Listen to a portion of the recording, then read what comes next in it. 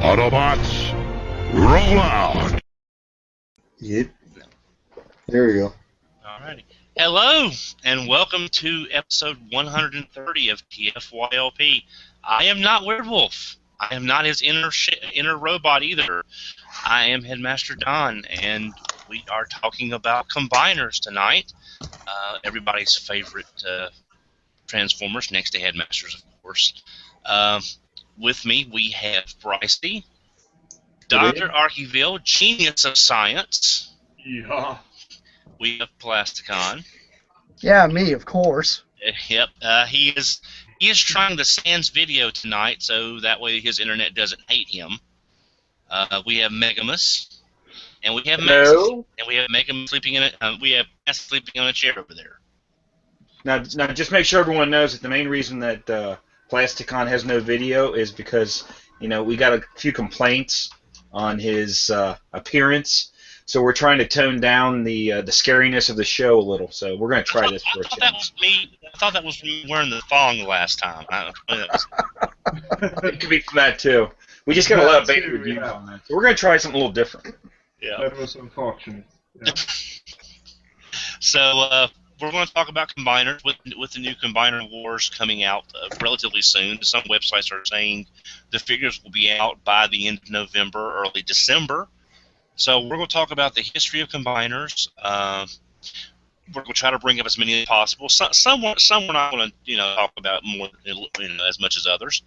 But let's go ahead and start back at the beginning with where it all came from.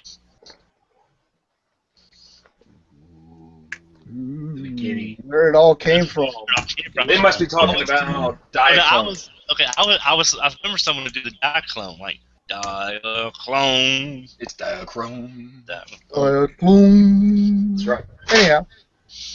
Yes, the combiners actually started out with Diaclone. Starting the line, there was this great robot that most people are not really that familiar with, and it's a 14-in-1 called GOTS Blocker. I know Megamus here, he's got one in hand. He's going to hold it up. We're not really going to go too far into these in particular, but if you want to know more about them, you can check out my reviews on my YouTube. And I actually have that, and I also have a KO version of him. He's a 14-in-1 combiner for those that are audio listeners. Primarily has 14 little vehicles. They combine and build one big gigantic robot. None of the smaller vehicles turn into anything else besides small vehicles and limbs. Now, is this the one most of us that don't deal with the history other than starting with Transformers? Is that the one we've known under the Chronoform trademark? Yes. Yes, he's also known under Chronoform and Diachron. Not Diaclone, but Diachron. There's two different versions. Well, three different versions of him. But most people know him also as Multiforce. Yes, that can be very confusing considering there's the Landcross combiner called Multiforce. He's also known as Multiforce. So just think of a teeny tiny vehicle Voltron. Yes, it's primarily what it is. It's a lot more vehicles. Yeah.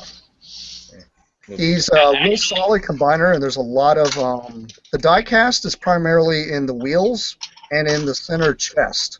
The rest of them are primarily little plastic robot or plastic little space shuttle things. If you want to know what the little spaceship kind of things are, think of the Jetsons because they're kind of like that. And actually, he's one less than Vehicle Voltron. Yes, he actually is. Moving on, though, is the adversary called Wateros. Wateros is primarily... Got the little drivers. He's playing with the one right now. He's showing you the little drivers actually fit in it, little magnets and stuff.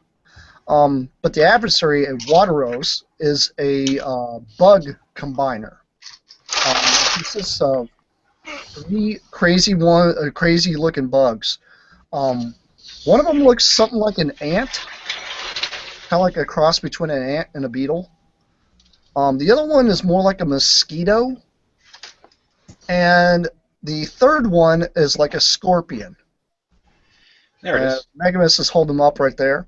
He's actually really, really cool. He's got a lot of different places that the Diaclone drivers can actually fit in combined mode, which is kind of cool, especially on the chest piece, because the chest piece can hold 2 Diaclone drivers at the same time. It almost fell out. Sorry, there he is. But yeah, it's a really, really successful robot. It's got a lot of heft in it. It's probably one of my favorite of the Diaclone line because it's got firing fists also. That's also a big plus on him. Blocker does not have firing fists, although for you guys out there that possibly have YouTube Diaclone and seen the Blocker commercial, it shows the fist firing off of Blocker. It does not happen. But Wateros does have firing claws. He's also got little translucent wings that are on the mosquito part, which is sometimes notorious for getting broke. There you go. Along with the mosquito's nose portion. Those are really, really rare to try to find one that actually has all that. So I guess none of those had reissues or anything? No. No, but there was they a did have a chronoform. Taiwanese version. Yeah, they had I believe it was chronoform, if I'm not mistaken. I know you can easily get chronoform and Diacron mixed up because there's a lot of times that they do release one or the other. Stateside, I think the only one we actually saw on stateside was Blocker. I don't think we saw much of Wateros. He's a lot more rare out of the 2. Sounds something that Kara could reissue with a Goken line. Make something with a little more heft to it. Right.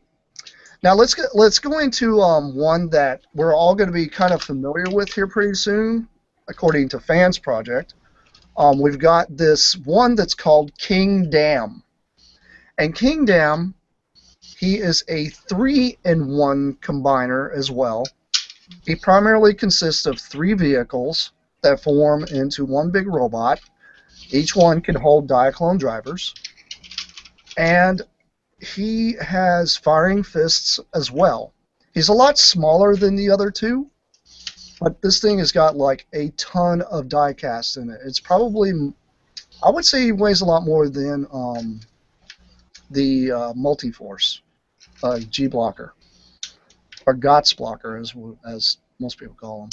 I do believe he does weigh a lot more because he does have quite a bit of heft in him. I've got 2 of that guy myself, and he's probably one of the, I would say he's one of the more finicky ones to try to put together because he has a lot of sliding mechanisms, but it's kind of cool how the engineering is designed on him.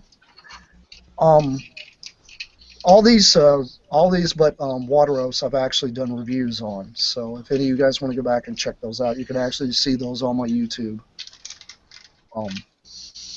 But when it comes to the Diaclone stuff, and that one was released, like we were talking about, like the Taiwanese and such. Mm-hmm. Kingdom, I think, had a wider re-release through several different other chains other than Chronochrome and Diacron. He's a pretty easy one to find. He doesn't really cost all that much, but it's sometimes very difficult to try to acquire all the parts for him, considering he has quite a bit of firing missile gimmicks, which is more than the other 2 have. Do we have any information when the Fans Project version is coming out? I am not absolutely sure. Actually, the Fans Project just kind of teased what they had, and that's the third-party version of the King Dam that they're going to be doing. Yeah. I myself, I'm pretty excited. I'm kind of on the edge of my seat about that because I like Fans Project's stuff. They're pretty solid, and I really enjoy where they've been going with the lines. So I'm pretty excited to see what they're going to do with that, and I'm hoping enough people are going to buy into getting that. It's going to cause them to go in and start doing the other ones. I would love to see them tackle a Die Attacker, considering that is probably one of the harder robots to try to get on the Diaclone line. And it's just a very, very interesting transformation on Die Attacker. not getting off on a tangent, but I think that's something all of us have said at one point or the other, that we wish some third parties would sort of stop doing multiple Predakings and do this more unique stuff that we're not going to see from Hasbro or Takara. So hopefully this will be something of a trendsetter. Right, and I completely agree with that, because the trendsetters are the guys that actually make a newer bot that nobody else has done. It's kind of like, when Fans Project did the Glacial bots. This is another combiner we're going to probably talk about later on, but when they did that, they did something that nobody else did. Granted, it probably didn't hit as hard as it probably should have, and most people that I've talked to, they didn't buy it until they actually got one in hand, and then they kicked themselves for not pre-ordering the thing, because it is a fantastic toy. And by that point, it was too late to find them reasonable. Yes, it's very difficult to find them, and I'm not absolutely sure if Fans Project's going to jump back on board and do any more with the Retro Future line. Actually, I've heard from a couple of different people at TFCon and at PotCon, because Glacial didn't do as well as they had wanted. It's what they had planned next is on the back burner for right now, and that's all I've heard. It's on hold for right now. Right, and like I was saying, I mean, these bots are pretty solid, and as for Fans Project, they do a very, very good job with the designs that they actually come up with.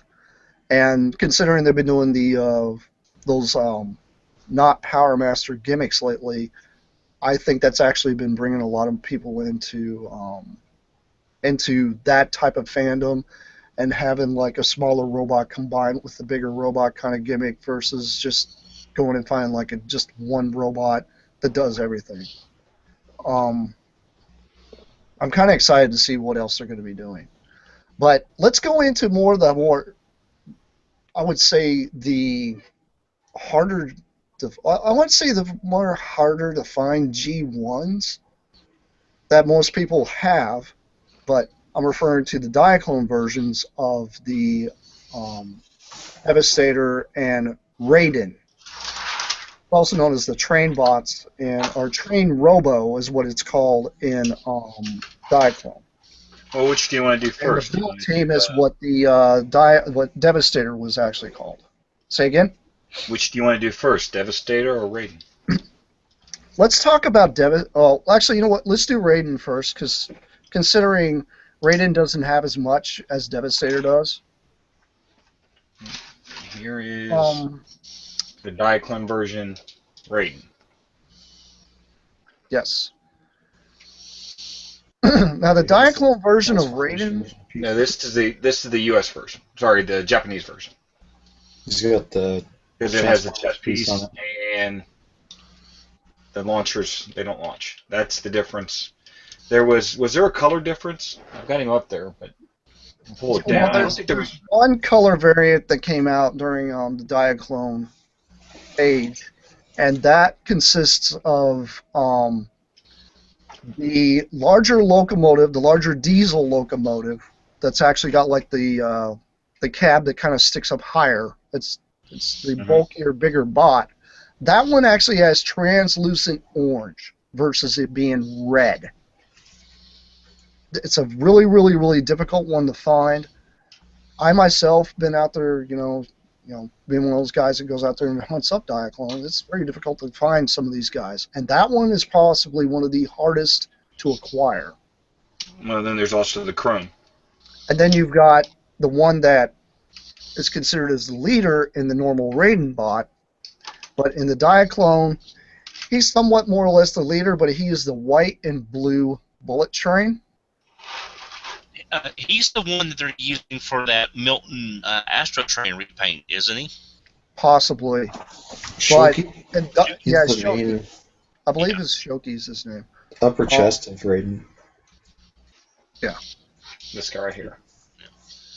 So if anyone was wondering where they got that color palette for that Astro Train from Milton Publishing, it was from the that character. Yeah. Right, and the variant that's a Diaclone, he's chrome. He's straight up chrome. The whole train is chrome. And I think on eBay, was it about a month ago, Brett? I think me and you were both looking at the same one. High chrome wear on that thing, but it was still going for an insane amount of money. Right, because, I mean, usually they just don't come up. So, of Right. course they're gonna get big money. And the thing is about this set that we're talking about, those were all individually packed. They were never packed in a gift set. That's why they're so difficult to get. Right. And it's not like Raiden himself from Headmasters is just stumbling over them everywhere you go. Yeah, he's cheap too. Easy to find. Yeah, Well, no, right? and that was the other funny thing I was going to say. Real quick, the Diaclone version of this guy does not come with this piece here, and it actually has spring launching fists. So those have been remolded. It comes with tracks and the little green connectors. Yeah, the green connectors come with the Transformer version too. Okay, but it doesn't come with the tracks. No tracks and no drivers.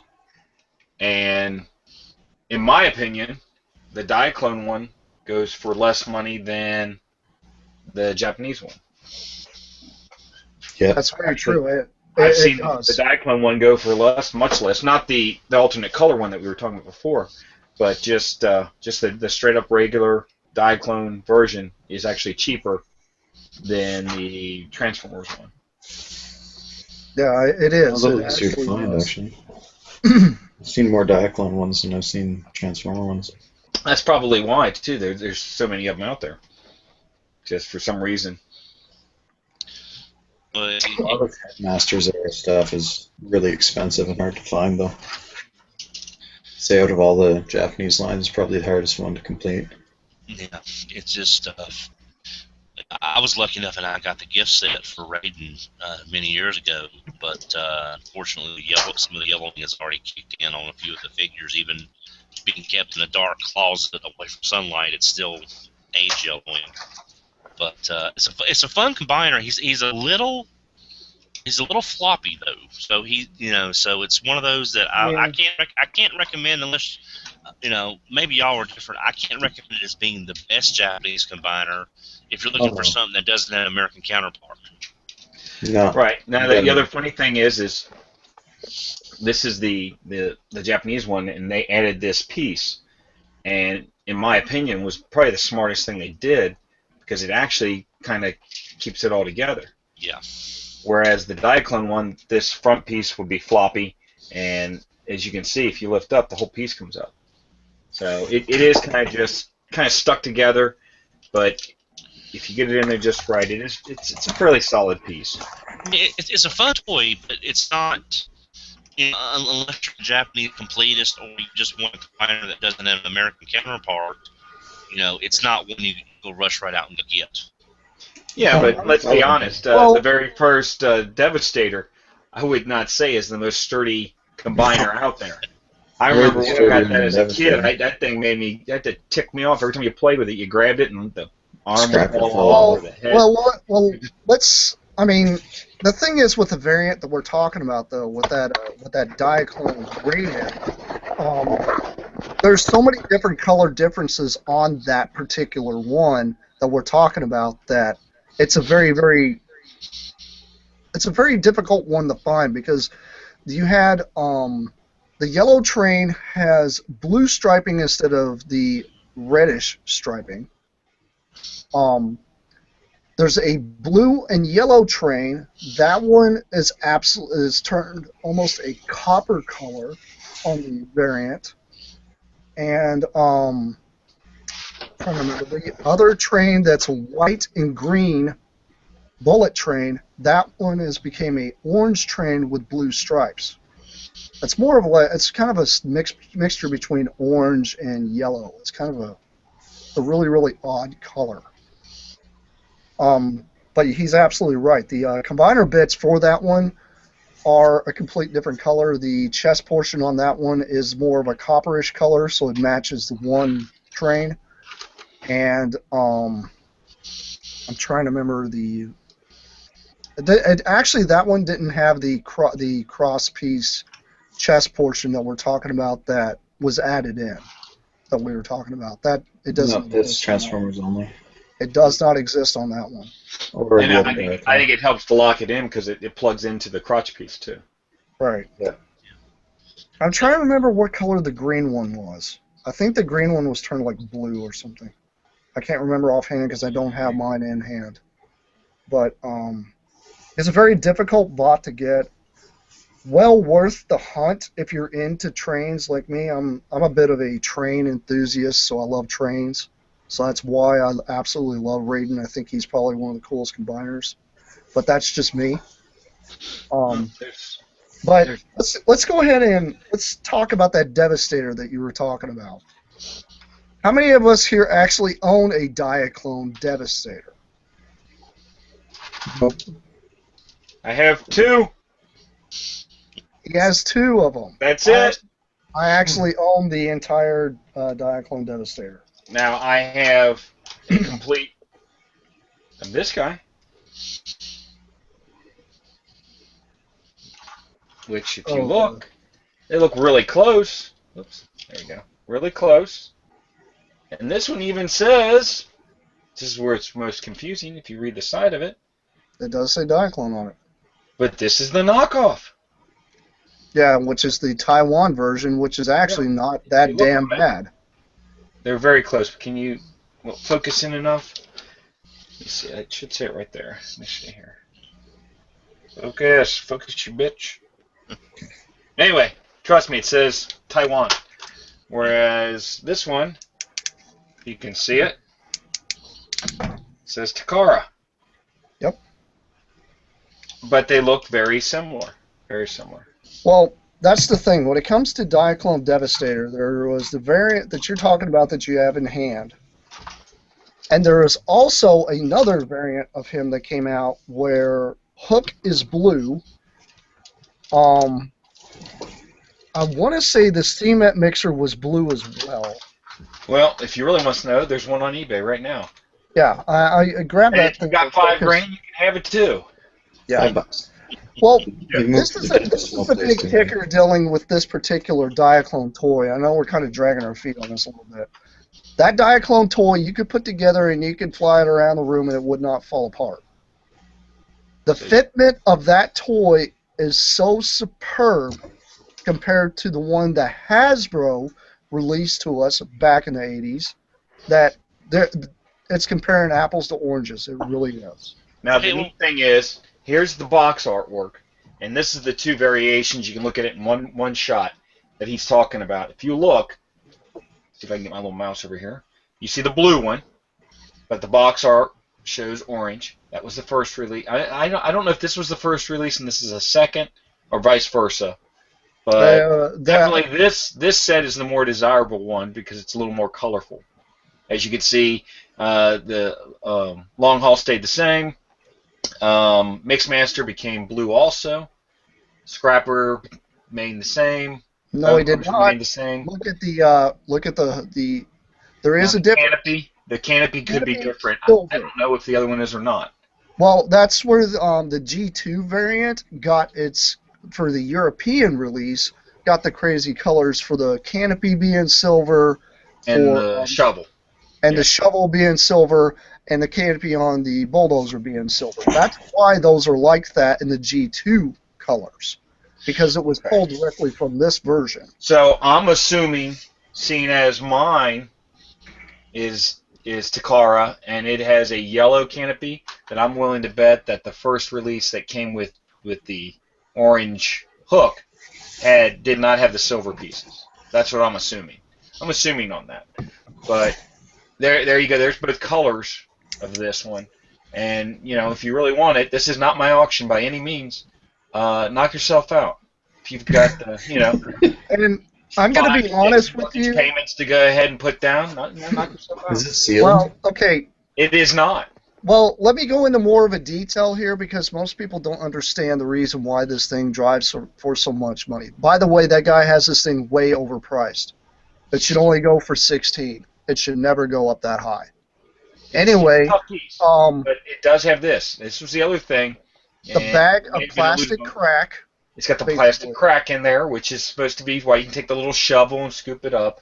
And it should have, there it is, the play mat that was underneath. It had a little screen with a plastic little, that's upside down, but it's got this plastic little scenery with the backdrop, and it's actually pretty cool. And it also had little bitty cardboard beams that you could punch out and actually Right. combine together to make a freestanding little building. That's this right here. Yes. Hovering That's over. that's for someone who doesn't deal with the Dark side of the Transformers universe. That's pretty damn awesome. Oh, it is. Right. But I mean, look at this. We got the right here, the little Breaking Bad, what was it? Meth. Little Breaking Bad meth bag going on here. I mean, he's even got unused sticker sheets and everything. I mean, it is by far, if you wanted a perfect example that was not sealed, which I don't even know, yeah, they were sealed. I'd say this is it. I mean, this is definitely rock solid. Right. I just couldn't justify that price. And the reason why it drives such a high price is because A, they're very rare to come across, especially this complete and nothing being broke. And also the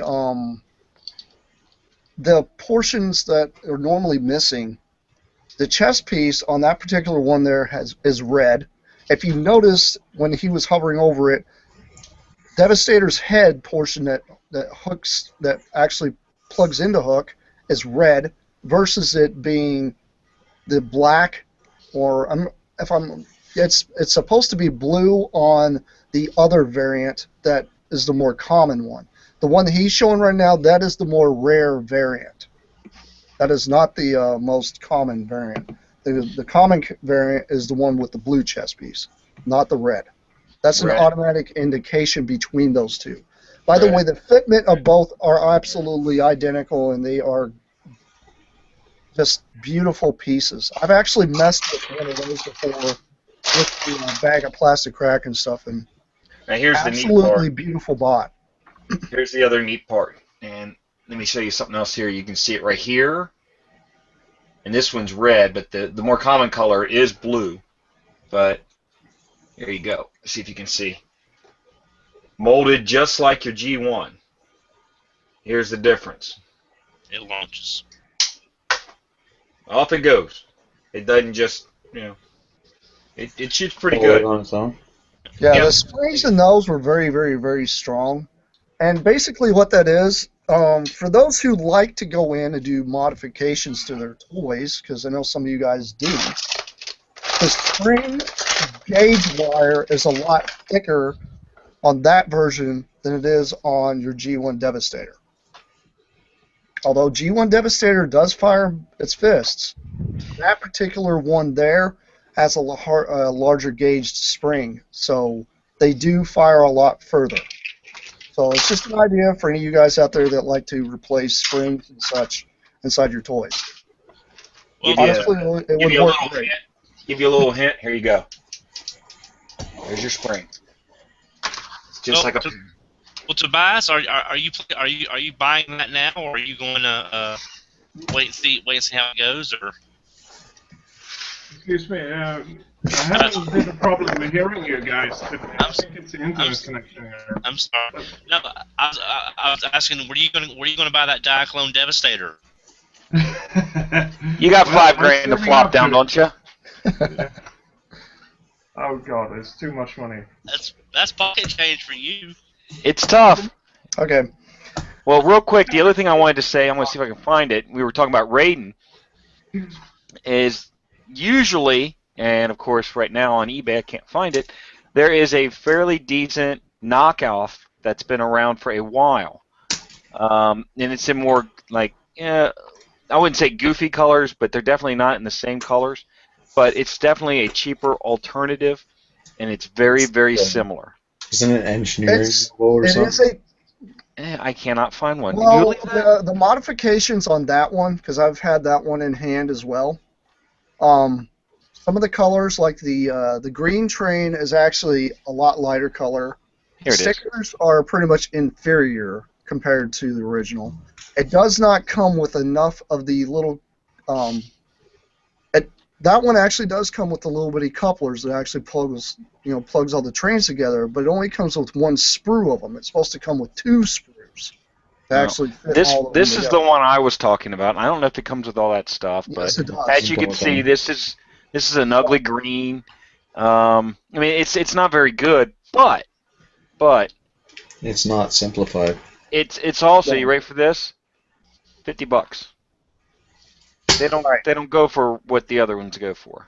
That's very true. And the thing is, back when this thing was on the market more often, and I'm saying like 2002, 2003, you were able to pick these guys up for roughly $10, $15.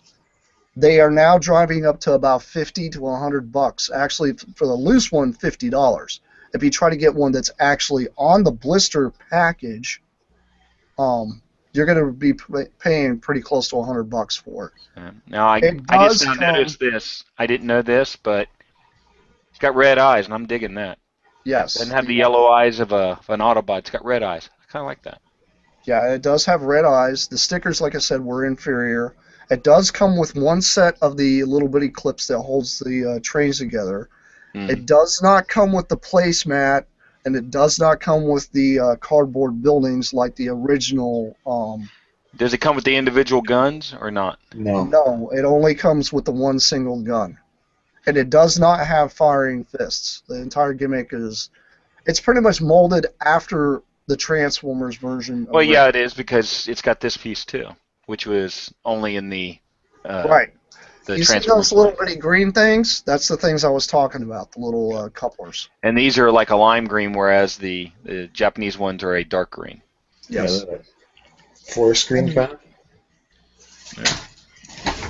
But that's primarily the big difference between those. But if you guys are out there hungering for a Raiden, Cheap that version. would be the one I would try to get if you can't afford the original. And I admit, there's times that I myself, as a collector, come across a rougher, older bot or maybe a KO instead of having, the $1,500 to drop on it. Oh, here it Do is. a little bit of an alternative. There's Do nothing. you want to pay $1,500 for Raiden? I'll sell you mine. All right, here it is. It doesn't One last pick. Okay. Here it is in the box. Found Yep. it. That's it. And you can Cheaper version. see. It's called Racing Carbot. Yeah. Awesome, because it's a car, right? Cars and racing. Yeah, right. Yeah, and there's the little spruce of the track pieces you were talking about, the connectors. I'm sorry. Right.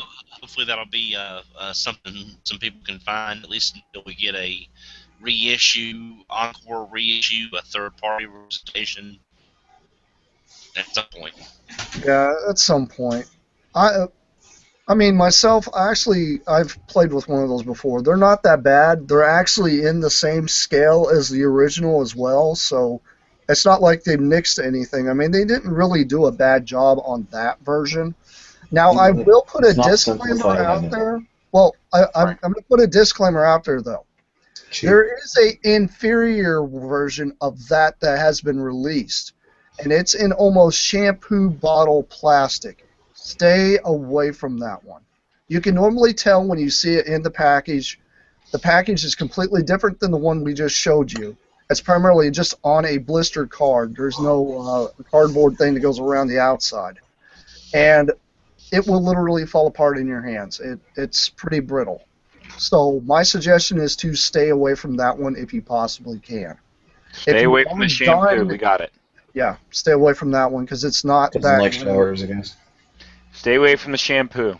Don't go to conventions, but stay away from shampoo. I know, right? We get enough of that as it is. When Alright. they turn Diaclone Devastator into our Devastator, why was the connecting stability affected? It was the mold. It It was literally the mold. What it is when Hasbro decided to take upon the task of getting hold of that toy, they're like, okay, well, they didn't take the molds that Takara had, they made their own. And they were just microns off on a lot of the fitment, and that's why it fits so loose. And Mine's pretty tight. sadly, huh? Mine locks like a rock. Well, yours might, but I mean, I'm saying I've handled a lot of different Devastators, and there's a lot of times you can't pick him up, and the lower half not just fall right off. I mean, there's a lot of times it happens. The old one did that. Right. This one doesn't. And I'm also talking about like even Scrapper's fitment of being a leg. It does not collapse on the Diaclone at all. On the Hasbro releases, it does that all the time. Yeah, I had to get a second scrapper for that. My other one just fell over. Right, and the Diaclone one will not do that to you. Well, now, are there any other Diaclone combiners we need to bring up? Because since we're talking about Devastator, Yeah, we need. Yeah. Let's float into the U.S. releases. That's what I was about to say. Because Devastator is the one I think even the most casual fan knows about Devastator. Because everyone remembers watching Heavy Metal War, watches the Dinobots, watches the Constructicons, and then boom, we get our first combiner. Right, and if anyone remembers that episode, well, anyone who's as old as I am who remembers watching it for the very first time and was shocked when you saw them combine because it just wasn't thought about. Because at that point, it was like, okay, they're fighting the Dinobots. There's nothing they can do to win this fight. Wrong. Exactly. Yeah, and then I'll even go one further because I think the shows aired, and then it was only maybe a few months, and then the toys were released. I mean, it was very, very close. Yeah. And I remember they released them individually, blister pack. And even back then, I have no idea why. I guarantee, now someone will write in and correct me if I'm wrong, but I guarantee Hook was short packed. Because inevitably, I got 5. And I didn't have Hook. And I searched Hook forever to complete this guy. And I can't be the only one who couldn't find that. But needless to say, by the time Christmas rolled around, I did have a complete Devastator for the collection. And for all of his faults as a combiner, having to use the connecting parts, and I don't mean faults, and I'm just saying he was the first, and so the technology did get better as the line progressed.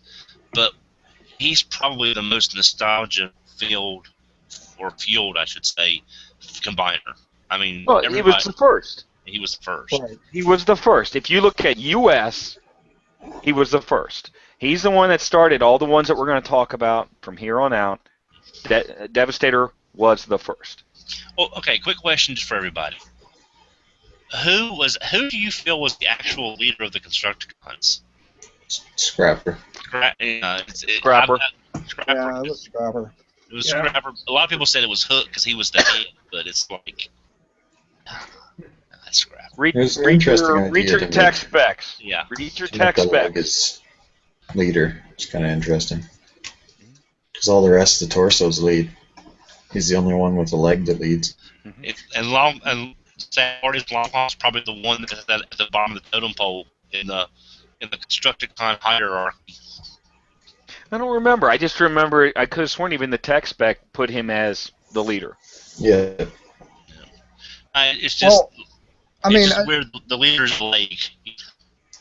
Right, and I was sitting here thinking, were there any other teams that the leader was not the center spot? And someone I can think of.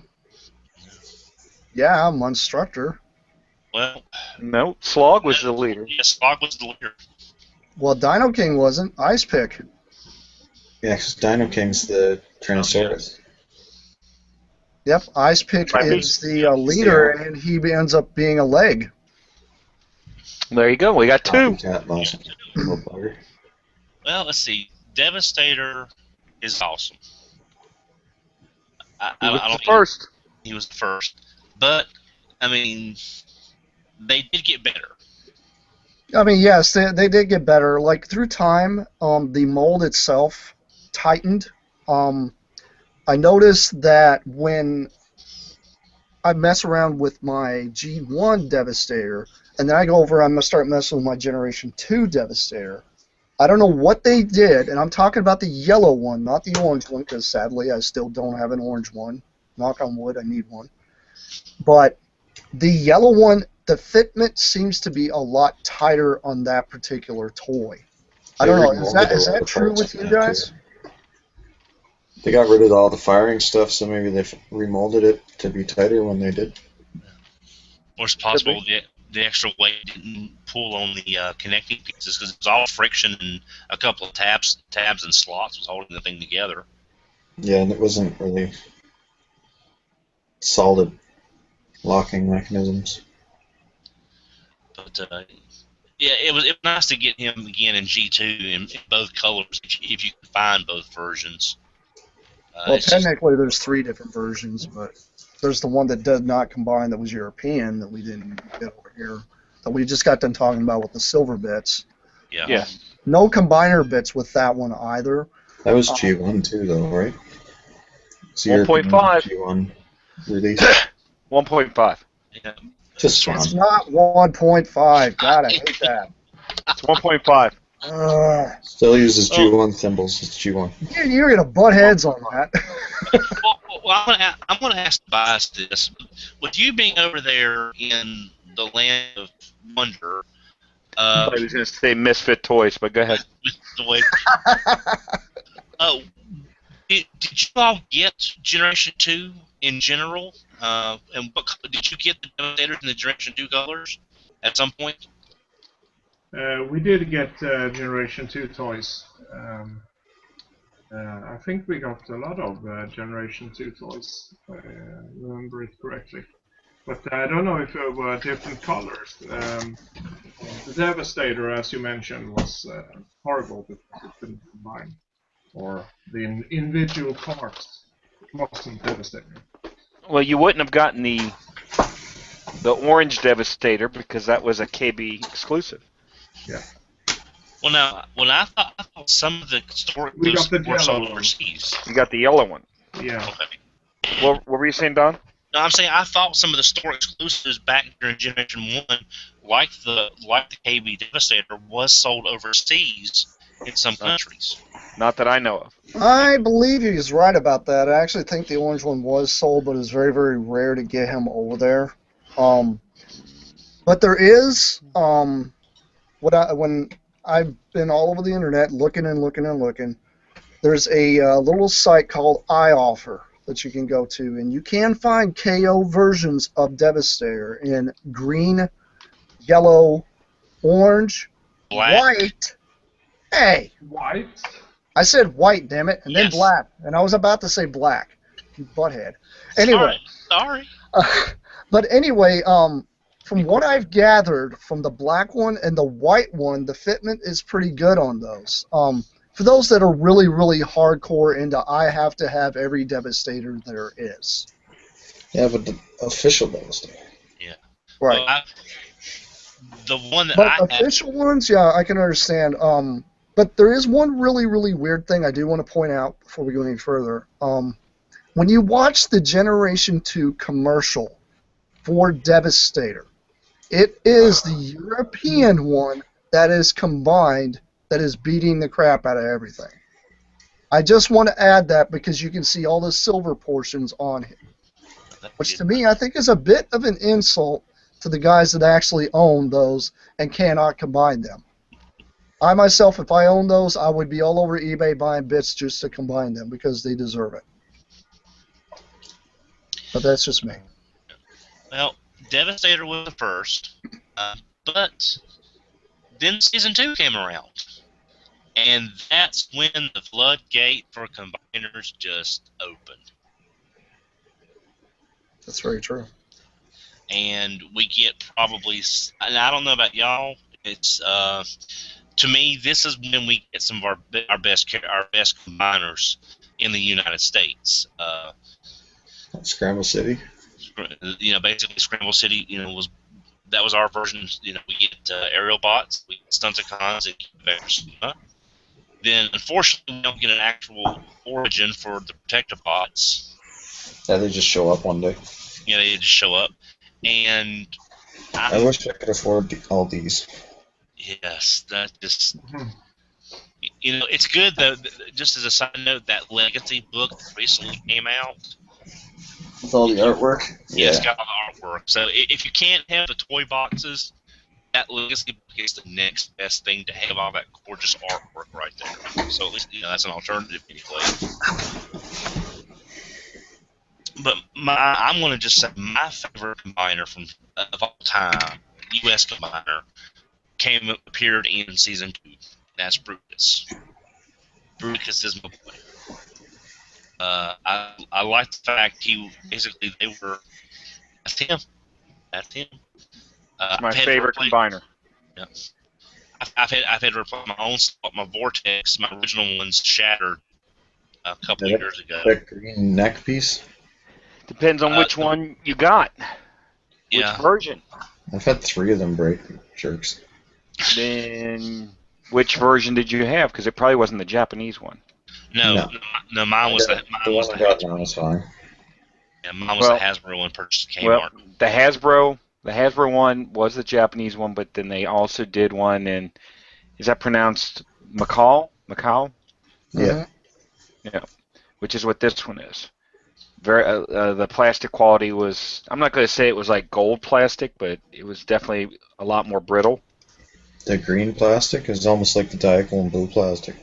Yeah. Now, it shattered pretty easy. Here's the funny part, and I've done a lot of research, and definitively, no one can say definitively that this is true. However, most people do agree that there is a gray Bruticus, which this is. It is not silver. The pieces are gray. And to be 100% complete, all the bots should be from Macau, however you pronounce it. So that was a regional that came this way. And they are all plastic also. There's no metal. It's not metal chested.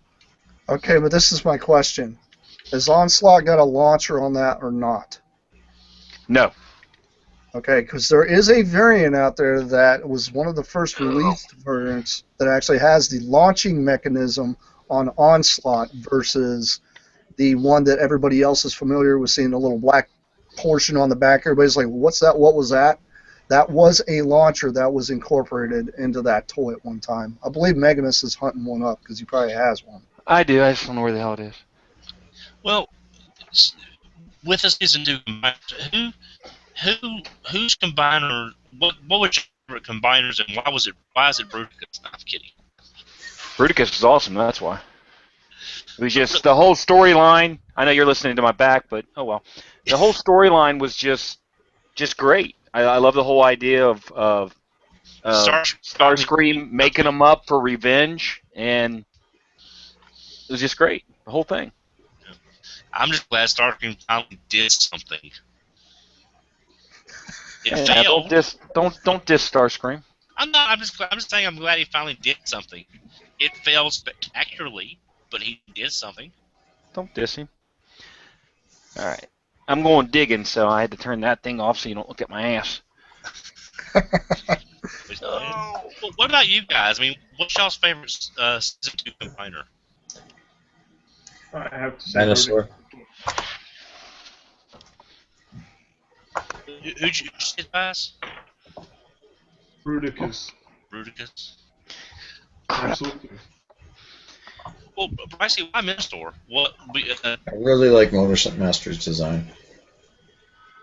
I don't know why. I like the cab feet. Were you disappointed when you got him and when you say, all right, I've got Optimus Prime, this where they can finally, and you had that slight side problem? No. I liked it. Because I remember getting Motor Masters like, these don't work like that. I don't know about you, but when I had one, I actually sat there and played with it with my Hot Wheels because it was just literally a scale with the Hot Wheels. Don't step in it. Poopy. Damn, this thing's stuck. I like Motor Master. I just wish he had been a little bit bigger. Well, I mean, honestly, Motor Master probably should have been a bigger bot, but the only portion that really bothered me about Minosaur is the whole head tucked inside the shoulders thing. I think they could have, on the back of that, honestly, I think they could have had like a flip-out mechanism and actually had a head pop up instead. But I understand what they were trying to do because they were trying to make him look big and beefy, but it turned out he was shorter than everybody else. Yep. And it's like the poor little bastard he's like the poor little bastard that gets left behind because he can't find his inhaler. Oh man. Well, I figured out why I couldn't find it. What's that? Sold it. No, because he's. Come on. There we go. He's in the box. He's in the box. He's in the box. Oh. So yes.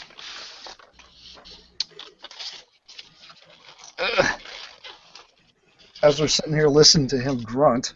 There it is. Yeah, well, I can mention, by see. the way, Okay. another favorite of mine was Computron, but I'm way ahead of times here. Well, here's the funny piece. Here's the funny thing. Let's see if I can find it here. He's trying to find the funny piece. There it is. Did you ever wonder why they made this piece? Yeah. Well, I mean, I always knew at the time. I thought it was just a chest shield. It's just a chest shield, but actually, what it is it plugs into a piece.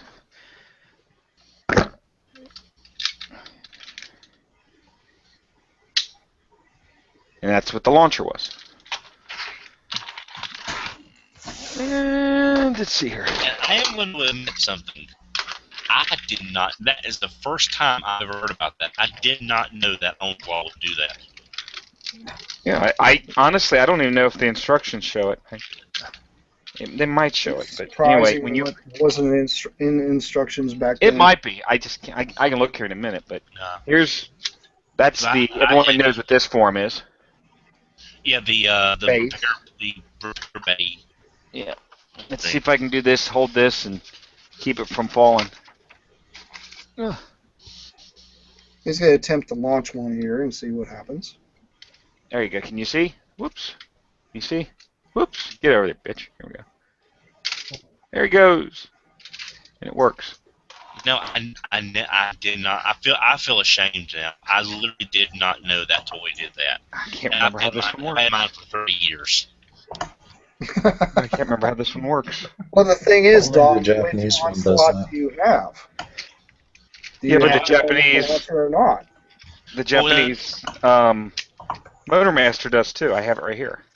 Yeah, I have the Japanese Well, one and now. so does Silverbolt. Mm-hmm. There. Now, was it left in the American version and just not even mentioned, or was it totally gutted in the American version? Got it. They were totally gutted in the That was American good. version.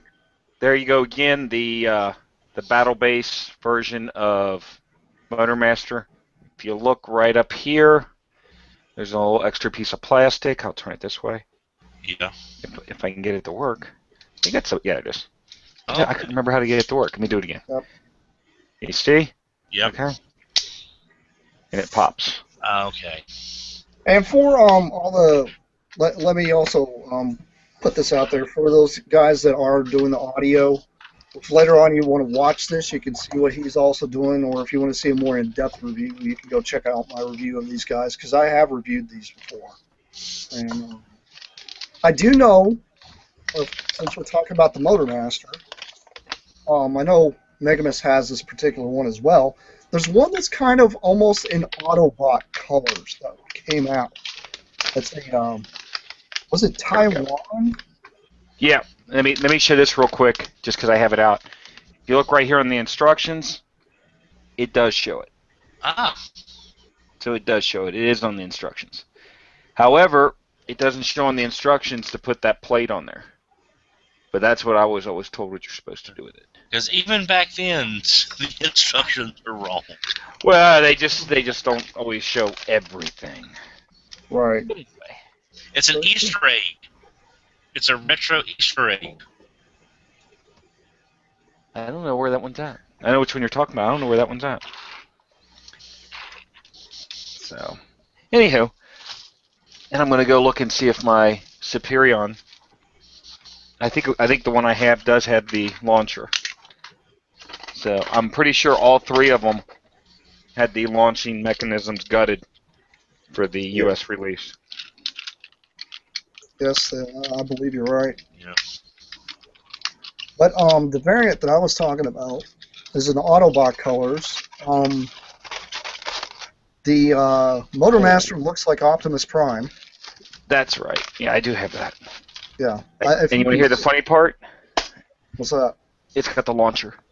Yeah, it does. It does have the launcher in it, which is what makes that one pretty cool. There is no die-cast in that particular one that I am talking about. It is a great high-quality KO, though. It's very well done. Well, I wouldn't say it's high quality, but it's of a quality. Well, I wouldn't say it's a crap quality, though, because we have Right. some crap quality Minosaurs out there with Computron add-on bits.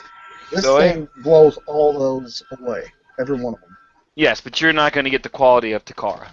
No, you'll never get that quality.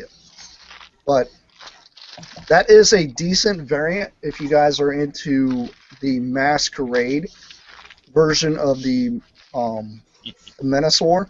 That's actually a perfect stand-in for it, because it does have all the correct robots and everything for that. So if you guys are customizers and you want to get you one, go for it, because that's a great one to customize to turn into Masquerade if you really wanted to. But let's move on to season 2, I guess. And yes, if you hadn't noticed, Menasor is my favorite out of that line. Who pales in comparison to Bruticus, but okay. No. To each his own. You know, I just like the cars and truck. That's all. the only thing about season 2, the only combiner really that I have a problem with is Superion, just because he will not stand up. Nah, he's Mr. Well, Late. sometimes you're lucky and you'll get one that's decent. But yeah, for the That's most part, nice. they don't stand very well. Yeah, it's like, remember in More Than Meets the Eye when Soundwave turns into his telephone pole mode, and he just leans forward? That's kind of what my Superion has always done out of the box. It's just sort of... Well, I honestly think it's just the way that they were made. It's a crappy design. Yeah, it wears out fast. This is what's really crazy about Superion, since we're going to talk about him. Even in the G2 version, honestly, I mean, both of my Superions don't really have issues with the whole falling forward. I know what you're talking about. I've seen KOs that make these things completely fall on the floor. But they're honestly not too bad. But the crazy thing about Superion, when he was designed for the Diaclone line, and yes, I said he was designed for the Diaclone line but never released, he was not going to have feet pads for the jets, because he was actually going to stand on the jets, and he did not have a larger head sculpt. Along with the chest piece had the wings that come out on the sides of the little clamp-on chest piece. Those wings were completely nixed. They did not exist. The design of that particular one actually looked better than the one we actually got on the shelves, in my opinion. The color gradation was a lot different. It was more of a red, white, blue, and black scheme. It didn't have much gray at all. And honestly, I think it actually looked a lot better than the Superion we actually got. I was more of a fan of that. The only thing bad about the Superion, other than that, is when we got the G2 version, what they did to Slingshot. Well, yeah, I mean, with Slingshot and G2, sadly, they decided to turn him completely gold. which is really weird because you look at all the rest of the jets. There's almost a cohesive like stunt plane kind of motif going on there, Like a and then Blue you had Angels this kind one of thing. gold. Yeah, and then you had the one gold plane. And And- I understand what they're trying to do there because they're trying to, bring the gold plastic kind of thing in through all the lines. And the remolding of the wings where it actually has missile launchers. And yes, he does have the firing mechanism. Nice. So basically, Right that's why a complete G2 Superion will run you quite. I haven't checked the prices lately, but the last time I saw one, it was. And he still said the slingshot is attached. It is not broke. It is not glued. But he made no qualms. But if you choose to disassemble them, Well, what you guys could do, and yes, I'm plugging my YouTube again because I actually did a review of mine. I took a old G1 slingshot that pretty much was done, like paint-wise and all that stuff. I repainted him gold, so that way I can actually use him on my G2 Superion.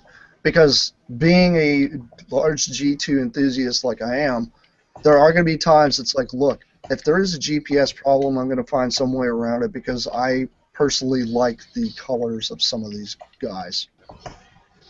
And I really thought it was kind of cool that, he was gold, just kind of sticking out as like, because Slingshot, honestly, even in the G1 fiction and stuff, he was always the kind of like the outsider.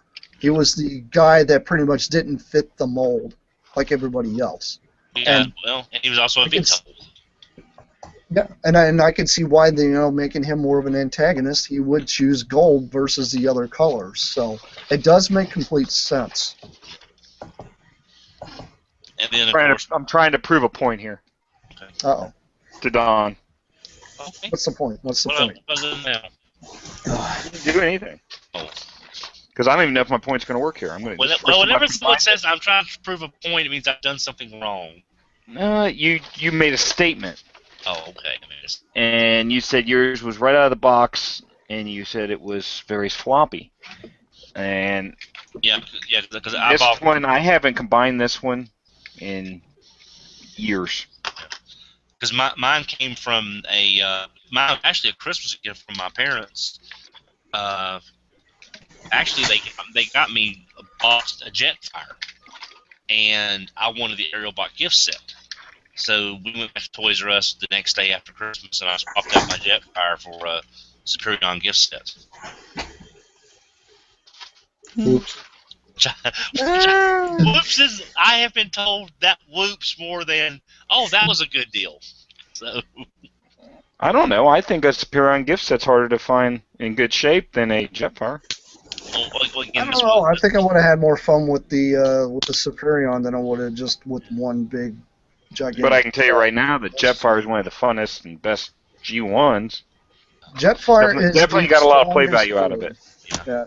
I would say Jetfire literally is the strongest mold out of the whole G1 line because it's so articulated compared to everything else, but that's because it was brought from another line. True. But let's get back on the Season 2 stuff. What else came out of there, Don? Well, you had Defensor, which is fan favorite.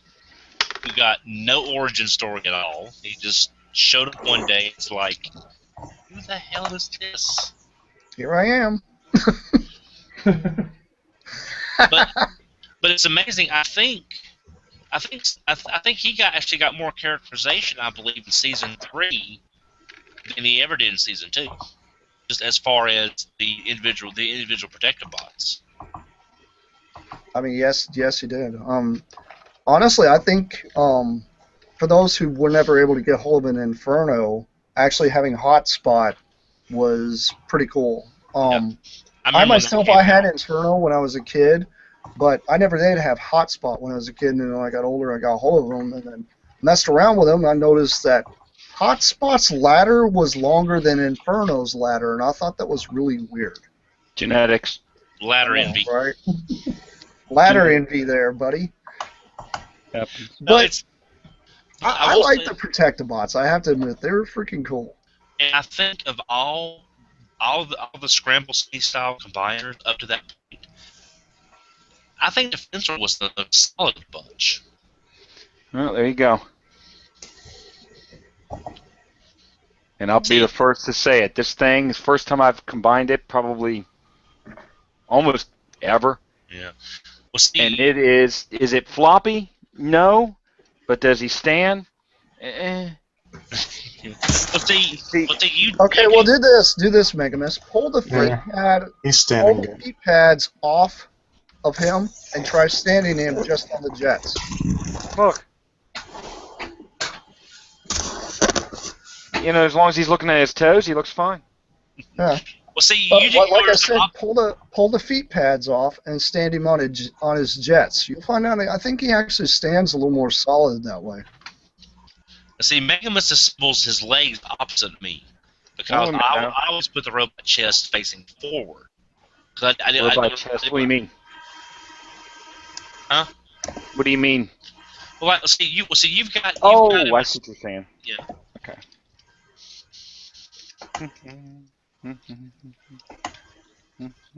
So and that's one thing I was going to bring up when we get to the new stuff coming out. That's a little better. He still wants to do the whole, whoa, But yeah, here we go. See,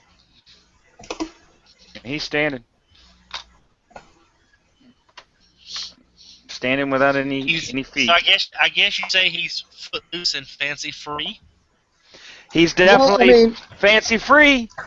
Well, one of the things though, when I just try not to laugh. He's doing his best not to laugh at that horrible fun. But yeah, I'm one of those kind of guys. I actually, like, even with Menasor, I actually turned the leg robots the other direction. Yes, I know that's blasphemy for some people, but when you do that, and if you wanted to, he has knee articulation that way. Yeah, because that has been the opposite. Yes, and honestly, I honestly think it's really, really cool that you're able to do that with, a Generation 1 combiner. Considering, a lot of people said they didn't have much articulation. Back then, articulation wasn't the biggest thing on the list, but when you're able to fan mode certain things and a transformation joint works, why not use it and exploit it? That's what I tend to do a lot. See, not getting off on a tangent, but see, I've had many conversations at BotCon about when we sit down and we fill out our what's that we would like to see. And I've put down many times if the UK molds are still viable.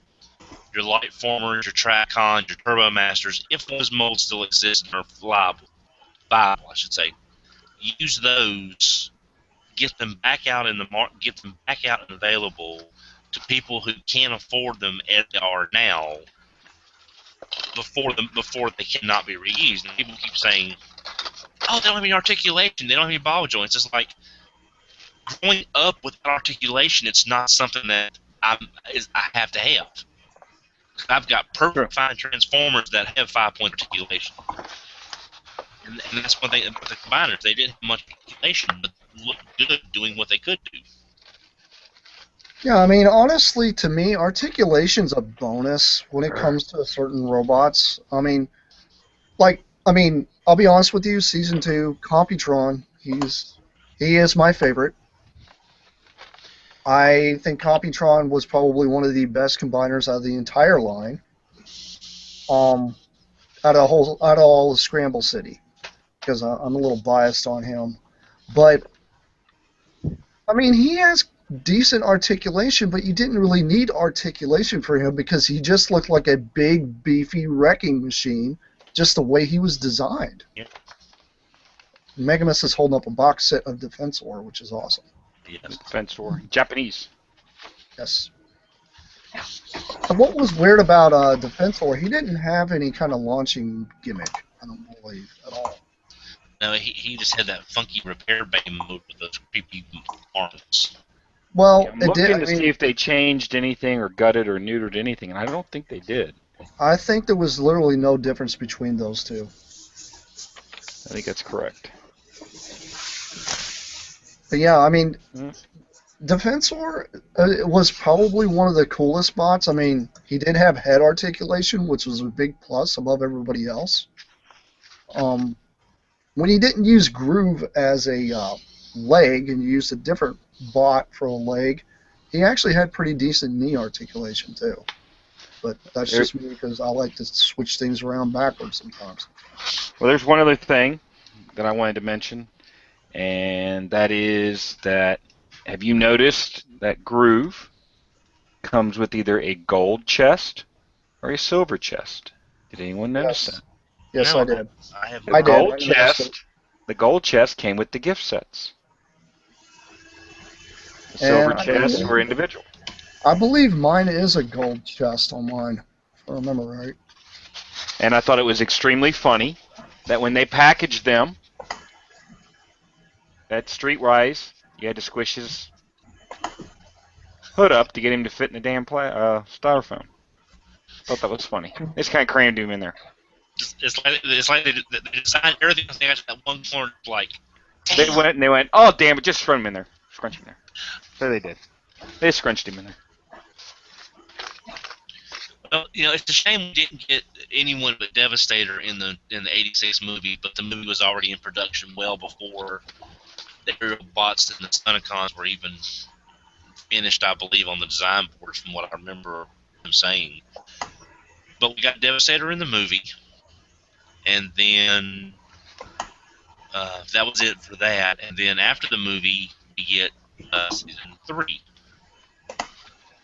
And season 3 is pretty interesting. You will get Technobots, and we get Predacons, and Predaking, and Abominus. One of the best combiners out there. One of, not the best, but one of. Yeah, Abominus is like the most articulated G1 combiner ever designed. And that's because Hungar's legs were multi-ratcheted. Yeah, I always thought this was neat, and I think it's one of them, but U.S. gift set. Oh, God. I hate you. What is missing? What's missing?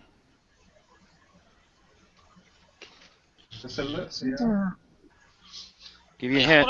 Hold up There's again. no handle. No box flap. Oh, there's no handle. No box flap. They got rid of the box flap. Oh, box flap. Oh, yeah. The other thing is if you look, I always thought this was funny. Here are, and the U.S. and the Japanese, they were the same, but here is Bruticus and Defensor, and see how thin they are? Mm-hmm. There you go. Wow. Yeah, Computron was, but honestly, I think that was because Scattershot is a Yeah, he's so huge. Yeah. But here's the other thing. You ready? Most people don't know this either. Look how much bigger that box is. Huge. And that was something for the time, taking up that much space on a toy shelf. Yeah, it took up a lot of space. Now, if you open it up,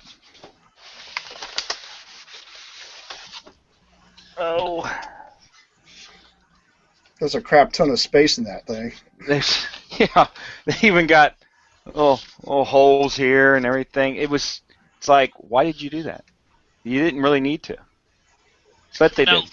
From someone who doesn't, like I said in the past, I don't keep up with all the variants, and at the time I was buying these just for me, and as a collector I've not gone back and purchased variants and the hard to find things. I already have the 20. But can you explain for the people who don't know it, which of these American gift sets really actually came out? Because there's a lot of confusion over what really was released in the U.S. for season 3 release.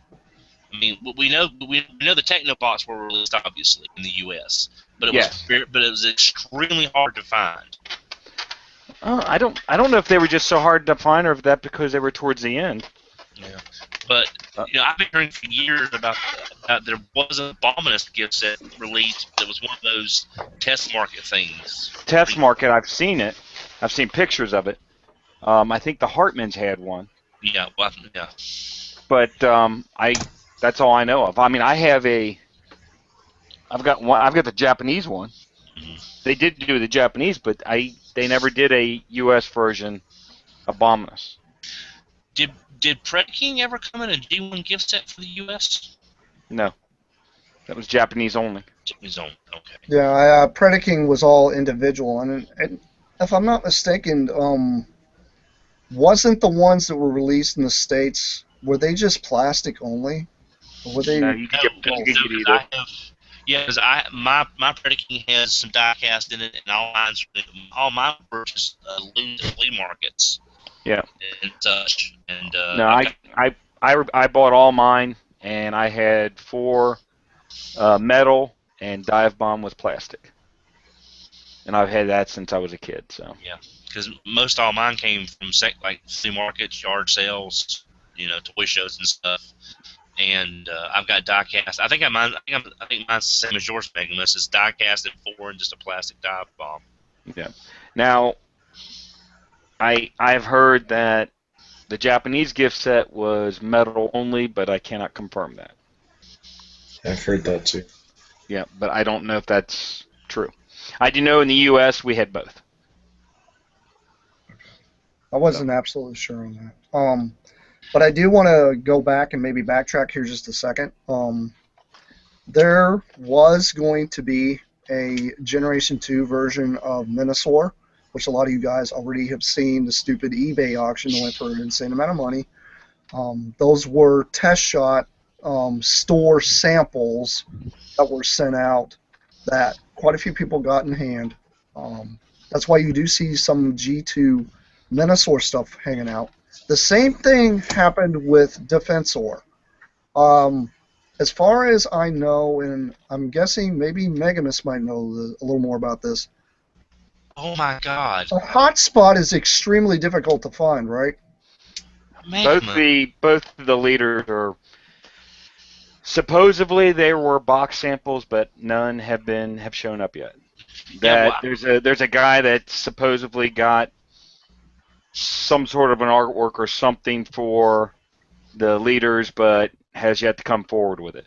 So actually, far, all we have is the limbs, yeah, like these. actually, I remember when John and Carl was selling their collection, and they have the cardboard, what would have been the cardboard box, the layout design is, and they have or had Motormaster and Hotspot loose in G2 colors, but even they could not find a boxed version of each. And Well, I'm happy to as a say, matter of fact, if the Hartmans couldn't find it, the Hartmans didn't even know about the launcher that came with Motormaster until that auction just came out just oh this really? year.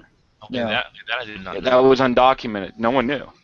Just all of a sudden, you found out it was supposed to come with a launcher too. However, that auction also didn't have the faceplate. So who knows? It either fell out of the baggie, or never came with it, or whatever. But Right. But if you guys want to see more in-depth things, obviously, you know me, G2 guy. I've done my own custom G2 Minosaur and Defensor and have done reviews of them. I do customs for people do if they actually want those. So PM me on Facebook if you're actually interested in any of the custom variants of those guys. But yes, those were not ever official releases. I myself have even done a Abominus and Computron custom G2s that were never ever documented. I just did exactly what I think they would have been, and there's a lot of people that kind of agree with me with the color schemes on those. So. What, Tobias, up until this point, up until we get to the end of the American series, because after in Rebirth, no other combiners appeared in Rebirth. That was it for the American combiners. Once we got Predaking and Abominus and Computron in season 3, did you get all of these overseas relatively soon after the U.S., or did it take a while to get all of the American combiners? I don't really know how long the time span was between the US release and European release, but I think we got them fairly at the same time. I know that Computron came out at the same time, if I don't remember things. Well, it's just, I've always found it fascinating how Hasbro sees how well this stuff is selling, and then it takes forever for them to get it to the other markets. It's like, do you Yeah, not but have in the 80s, you got a European manufacturer for the Transformer toys, most of them. Not everything was imported because we had, was it Palitoys? I think. That made the toys here in Europe. So Jetfire was in Europe was the leader according to the tech spec sheet for release with them. So it was a whole separate market for Transformers. Did Now, I that do want to answer your question? Yeah, definitely. It's just, it's just weird on how long it may take to get these toys to other Hasbro markets. So we in the U.S. kind of take it for granted that we'll get it within like 6 months, and it could be a year or more before it shows up anywhere else. Yeah, okay. I get it. But this is well into season 2 we are talking about, or season 3. Season 3. And about that time, we got all the toys at the American market. So, well, most of them, not all of them. But yeah, we didn't see any more combiners for a long time. Pretty much after that, until Headmasters obviously had the raid-in, but we didn't really see any other crazy combiners that we didn't really talk about much until Victory series came out. And Victory, well, let me backtrack that a little bit. Master Force, we did have King Poseidon, aka God Neptune. God Neptune, or anybody wants to call him Piranacon. Yeah. I think he was the only official Transformer that actually came over to the stateside as well. That was that we actually got from that line, other than the Pretenders. It was really weird seeing that on the Power Masters, the Juniors we got. Yeah. And but see, the main difference in Master Force and that they only Snaptrap sentient. The rest of the Seacons were like drones or just bare bones robots, and you could have they're like Insecticons. You might have 100 Scalors flying through the air. Yeah. Yeah, I mean, and that was the weird thing about that one series is you had this one that came out that was Scramble City, and it did work with all your older bots, but it literally was the only one that came out in that entire line, which was really weird. And it's weird. Piranacon is probably up until a couple years ago, he was the only one that had got a reissue there for the longest time. I think through BBTS. Right, and the reissue has color differences along with some chrome. The chrome actually does make the reissue look a lot better than the original, but the original has like a lavender color for like the sword and the chest wings. Some dark purple on Overbite. Yeah, and then the dark purple on Overbite, and I believe that was really the only differences, correct? The head for Snaptrap's black on the original. It's green on the reissue. Okay. And we also got the Seacons at a Collectors Club reissue in what would have been their universe colors. Yeah, that's the one that has the weird maroon colors and such. Which, to be honest, I would have thought that would have been more of a G2 scheme because there are some pretty wild colors that were in that box set. He does not blend together well. No, he doesn't bend together well, but honestly, I like him just because of how crazy it is. Pretty much, the only way that would be considered camouflage for that version of Chronicon is if you had a twister mat mounted to the wall, and you set him in front of the twister mat. Then you might have a trouble seeing him. Yeah, he actually looked really, really interesting. Sadly, I don't have that one yet. When I do end up getting it, you guys will see a review of it. But that's to be in the future. But after that, we dived into Victory. Victory is gave all us combiners. quite a few combiners. Victory literally dumped almost a motherload of combiners on us. Some excellent, Not so much. not so much. Yeah. There's the Autobot trio. Oh, beautiful display, Brycey. I hate you. Yeah. Well, as much as I would like to love Road Caesar, he is not one of my favorites. Hey, MC Hammer needs love too. I mean, honestly, Road Caesar, I think, because if you put Road Caesar next to Lyle Kaiser, they stand pretty much neck to neck, which makes sense for those two to actually, stand eye to eye. But Except for Road Caesar looks like a dump, and Lyle Kaiser's the best combiner ever. Yeah. Right. Lyle Kaiser's very, my very Japanese true. boy. That's very true. I mean, Road Caesar does look pretty inferior considering it looks like you took 3 deluxe series cars from nowadays and slapped them together and made a combiner out of it. I would say more 3 oversized Micromasters. Yeah. I mean, they are oversized Micromaster design and transformation. But I mean, probably Road Caesar's probably one of the few combiners I like the individual robots better. right. But he definitely, has a place in a lot of people's collections. Again, the Brainmaster gimmick was unique for Victory. We did not get that in the U.S. Yeah, that was literally like one of the craziest things that really blew my mind about Road Caesar is he's a combiner and he also has like a Brainmaster gimmick, because we're used to like the Headmasters and Target Masters by that point when this thing came out, but a combining robot that has smaller robots that are actually inside of it that do not need to be removed was actually a really cool gimmick. Yeah, definitely. The dust makes it authentic. The dust? The dust makes It's it actually authentic. styrofoam inside the canopy.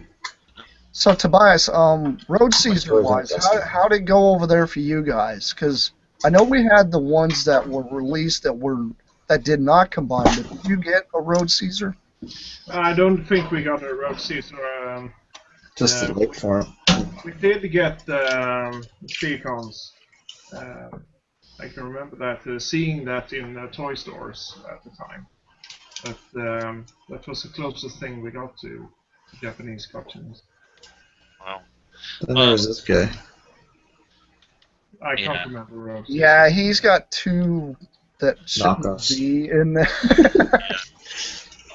Yeah, where's the real one? Have you got access to the real one? He's across the room. Give me Oh. a second.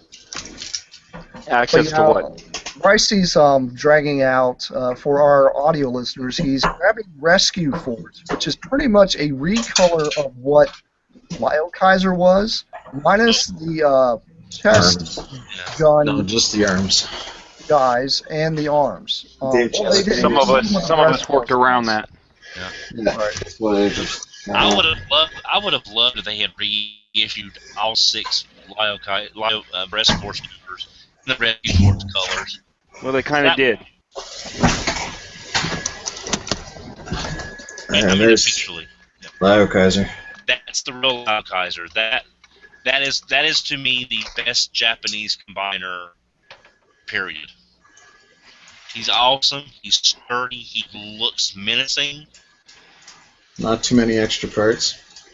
And there's no connector bits. There's no kibble issues for the most part. Yeah, the only connector bit you have is the helmet. And the only downside to this excellent, awesome figure is that one of his entire legs is gold plastic again. Well, it That's- depends on which one you get. This is the Chinese version. Chinese version doesn't. Oh, okay. It's like the newer gold plastic they use. It's kind of pale, doesn't have as much swirl. Oh, They just okay. mixed it different, I guess, or something. The But yeah, it doesn't have bronze the one, issues. The Japanese one is staying in the box, and I'm never taking it out. But you were talking about Rescue Force? Hmm. Yes. Hey, go. Rescue Force. Autobot Leo Kaiser. I just knocked the gun off mine. So So- is that's one of the KOs, or is part Rescue Force and It's got the 4 bots to Rescue Force, and then there are 2 Korean knockoffs that are in these goofy colors. And then I just had someone make a custom head cast for me in white. oh, okay. And there you go. Looks a lot like that one. Yeah, except for mine, it's got the regular colored arms because I'm too lazy to paint them. Oh, this is the way this custom or this Korean one. If you look on the back, that's the colors it came in. It looked a lot like the Yeah. G2. So in my opinion, this is like a G2 Leo Kaiser. This one's those Metamorph knockoffs. They had The the, breast Metamorph, yeah. over. So But now, Yes. Leo Kaiser had pretty much Road Caesar to fight against. And There's then- only one thing I didn't like, and that's on Leo Kaiser. And I wish he would have had his 3-piece staff yeah, that he had in the that's show. cool. Yeah, Yeah, that I was- just think he definitely should have came with that. Just the crap I out kind of of wish, because you got all these guys who go out there and they do these third-party add-on kits. Like Junkie on Blacksmith came out with 2 different sets that combine together to make some ginormous sword for Predicate. And you've got stuff like that comes out for all these other combiners. But Lio Kaiser, there's never been a third-party guy that's came in and said, hey, I'm going to make a staff for your Lio Kaiser. Well, That needs to The spiky happen. end thing. well, here's, And here's, honestly, here's this is the thing. I think if they do that, they should also include within that, because most people that own a Lio Kaiser are also going to have either a Monstructor or Dino King, and include the crazy staff that he had as well. The polearm stuff that Clubs he and had. shit that the little ones had. well, None of them had a gun. They always had like a club or a sword or something. melee weapons Oh. for the most. But I still think a third party that stops doing Pretty Kings and does a Lio Kaiser. There was a Dino King teased recently. Yeah. Yeah. Oh yeah. Well, Monstructor was teased at TFCon. We don't know the manufacturer as far as I know yet, but we know that I have a Dino general Kings. idea because I seen a poster with the chest piece and head. Beside another Triceratops looking dinosaur. but I don't know who did both of those recently. But I think if someone does a third-party Lio Kaiser to the point where it's more affordable than the real one, you'll start seeing people doing the accessories for it. But it's gonna take a third-party Lio Kaiser to get people to produce these things. Otherwise, they will stick with a lot of the G1 stuff. Right, because I mean, there's a lot of times we have like add-on kits, and we've been talking about like some of the stuff in the past, like the X-Transbot add-on kit for Devastator. I personally have. I love it. Think it's cool. There's some people out there hate it, but I mean, you get that. You have the add-on kit for Optimus Prime, for your G1. You got all these different kind of add-on kits. I mean, they had the ones for Menasor. You had the ones for Piranacon. You had They're a one lot easier for. to find than Well, you had some for even Bruticus. Gave him longer guns on his back as well. There's a lot of different things they've had that's come out in the past few years that's really improved a lot of these G1 and combiners to really make them fit and really stick out on the shelves. And a few of the other ones we didn't really touch base on with the Victory series was we had Landcross, of course, which is an insane combiner in itself because it combines with itself. What was it, like 37 times or something like that? 30 combinations. 36, I think. 36 different combinations, 37 including it being combined into the larger form. But there are a lot of different combiners that's come out, and there's even you had Battle Gaia and Guard City, which are recolors of Bruticus and Centaur. Which, Look at these little guys in here. yeah, and then we've got a ton. I'm talking a ton of freaking Micromaster combiners that have come out throughout the years. There's 5 molds and something like 15 or 16 recolors. Right. Yeah. They originally came in packages like this, and pull out Mega Misses for fun. Yay. And Send it to me. and also back in the early mid 2000s, there was a big rush on re-releasing those, which is what Bryson was saying about all the different colors. I mean, you got, and we were getting those at Toys of all places. These, that's the original Build King down there, right? Came with funky colors. So in the re-release, they gave them a more Devastator looking KB toys. The 6-wing got a Decepticon repaint, which was actually really nice. Yeah, it was. And then they did. The Japanese ones had all the chase figures too. Yeah, and then you get solid black and solid white, like red to do. Solid green. The Fury. Yeah, I need to get that thing still. I actually have all of them, including the Landcross in all black, but they're kind of high. But yeah. Those every one of those combiners though, when they did those reissues, it was crazy how many chase figures came out. I mean, you had 4 sets. You had the 4 sets Landcross.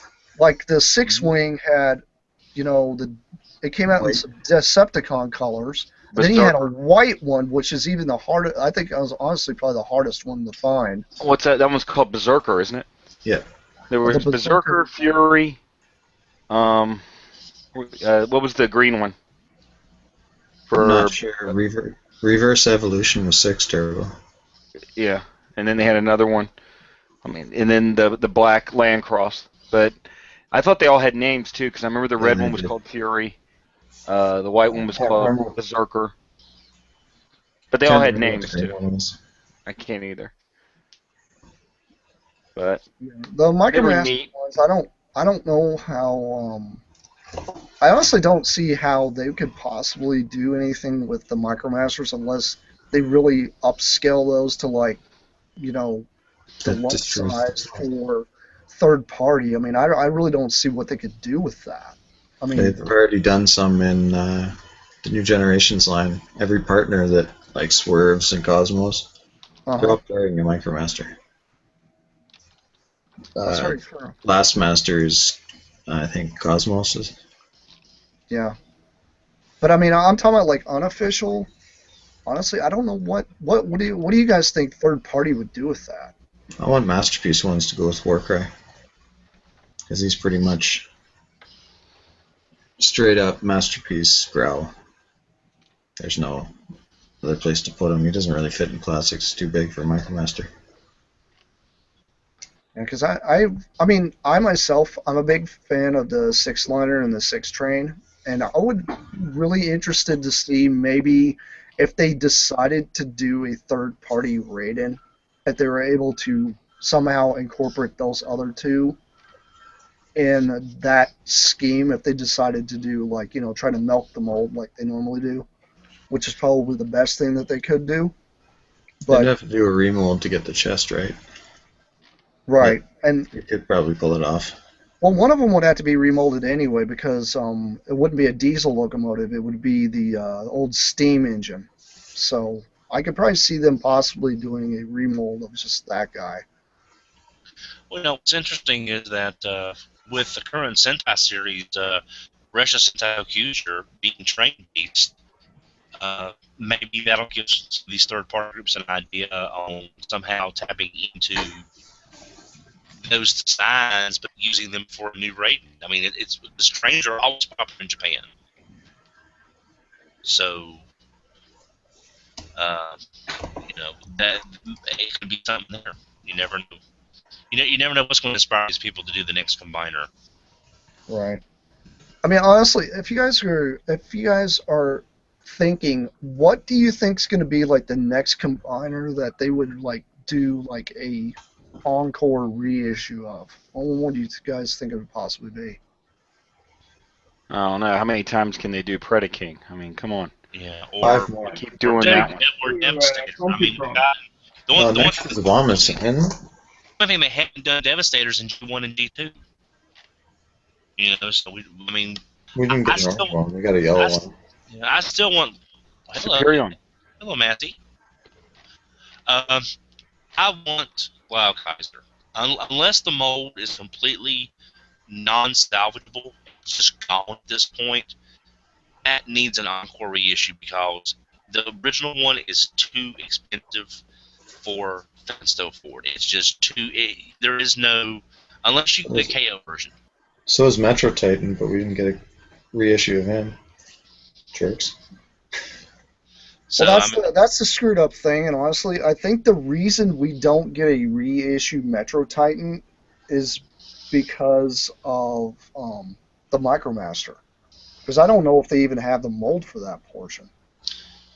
well, the thing is though, they have enough Master / Arms Microns that they could. Surely one of the Arms Not Microns. 10 parts. Yeah, I mean, They can make a new mold. yeah. Or I mean, heck, they could use Hot Rodas from Star Convoy. We know that mold's viable. Just if you can mold the Romus by itself. I think he's gang molded though. Oh, okay. I mean, if it is gang molded with the rest of it, then that's part of the problem. Is we don't. This A lot of Stock people is don't know MicroMaster exactly used. what. Well, a lot of people don't understand when these things are molded on these sprues. They're not sure of what parts are actually on that same sprue when they mold it. And Skystalkers loan that mold because that's how they released Rabbit Crater. right. Him and probably a couple others are alone, but not very many. Most of them are in twos. Right, and that's the thing. If they got hold of a like Rabbit Crater's, mold, they could easily give us a Metro type. Yeah, Metro Bomb is Rabbit Crater same mold. Yeah, it's identical. It's just in orange and black versus the black and blue or Skystalker's purple and orange. I wish Well, they'd it's- done Metro Bomb in red, because then at least you'd be a different color. The orange kind of diminishes his coolness. Yeah, that's very true. I kind of agree with you on that because I really wish when they did some of these other sets that are really, really rare like that they would have thought things through. Like, I mean, honestly, why would Kill Bison be gold? Out of Because shiny tank. Wild Kaiser, shiny tank. But I mean, it's like, would it made any difference if he was tan? Because I think it would have probably worked better if it was tan because they're supposed to have been military vehicles. So. I just find it really odd. It's probably just because they wanted something shiny. Well, I guess with us having covered all of G1, pretty much, that's going to be a good place to stop for this week, just because there's so much left to talk about as far as combiner, and we don't want to really leave out anybody. Plus, You definitely don't want to go through the rest of them today. because I think it's not much of a spoiler, but I think we can all agree Beast Wars gave us some of the most unique combiners we've ever seen, and we want to talk about those. Well, hello, Maxie. Yes, you're on camera. They're all here for you. Thank you for taking your claws out of my chest. So, also we'd like to mention our sponsor, Capture Prey. Great toys, great prices, great service. CapturePrey.com. Also, Megamus also does MegaToyFan.com as well. So again, thanks to them for all their sponsorship through the years. Anybody else have anything want to add about combiners or things in general, like cat on chest? I think, well, you guys tune in to the show next week, and we will end up having a continuation of our combiner episode here. Sadly, Sideburn could not join us this week because he's feeling a little bit under the weather.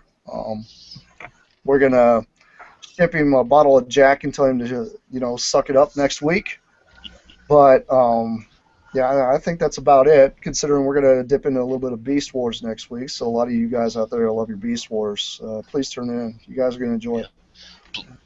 And I can mention another thing. We were talking about a new segment on TFYLP last week called Crap or Not. That's right. Yep. Crap or not crap. And I've been working on that this week, besides my usual work. So this Monday... Job. You don't need a job. I don't know. The What's first that? episodes of Crap or TFYLP Toy Review, Crap or Not, will be released. So All right. keep an eye on that. That's Great. hey, something to look forward to on Post a Monday. on the Facebook and regular Outstanding. site. Excellent. Looking forward to that. Yeah. We all now have a reason to look forward to something on a Monday. Let's get to the Yeah, because no one likes Mondays. That I I thought love about this. that. That's my Monday- first Out the bias, do you mean your Monday, which will, or our Monday? Oh yeah, it'll probably be late Sunday for you guys over at State. Okay. But officially, it's Monday. Okay. Well, you are broadcasting from the future, so Yeah, it's already Saturday here. So all right. Well, I guess Understood. that's it for the week. Thank you for joining us on episode 130 of TFYLP. I have been your host, quote unquote, Headmaster Don. Guys, where can everybody find you at? But you guys can obviously go to Plasticon Studios to check out all my craziness I got going on. I got some reviews and short films there. You can find me on Twitter as Plasticon Studios. You can find technically everything there. So, pretty easy to find me. brr-ic.blogspot.ca for a bunch of old G1 reviews and comparisons and stuff. About life in Canada in general, Pardon? and about life in Canada in general. I No, think it not starts out with cold. But yes. really. He has the snow. As far as finding me, anything Mega Toy Fan, you can Google it. You'll find it everywhere. Find He's, us. he's there. everywhere you want him to be. And And some places you don't. you don't. How about you, Tobias? Just don't drop the soap. That's all I gotta say. You did hear that. Megatoyporn.com. Well, I guess Tobias, you can be reached on Facebook, right? Since you'll be doing the crap or not there. yeah, I will post that on TFYLP Excellent. Facebook And group. I can be found at on Twitter at HMRC for EVR, also on Radio Free Cybertron. Apparently, I'm not moving here, so I'll be in the same spot next week because apparently I'm not going anywhere for a while. But again, cat. So Our sponsor. Massey's our little sponsor. Matt's is, Oh, mascot. yeah, It's our Little mascot. yeah. Catcher prey, catcher prey. Anyway, Or guys. the mascot. Anyway, guys, everybody, thank you for joining us this week, and join us again next time for another TFYLP. Yeah. Later. See it? Peace out, you guys.